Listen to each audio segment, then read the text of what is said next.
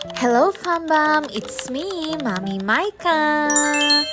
Naglaro nga pala kami sa may playground dito sa bayan, request ni Zemira.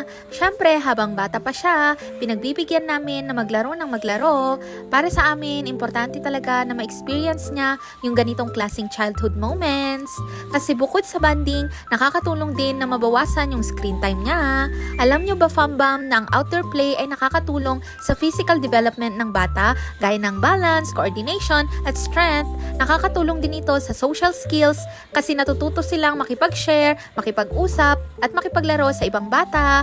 After ng banding sa playground, dumaan pa kami sa may O-Save para mag-mini grocery. Simple lang ang pinamili, mga kailangan sa bahay, at syempre yung mga paborito ni Zemira. Ang cute kasi siya mismo yung pumipili ng gusto niya.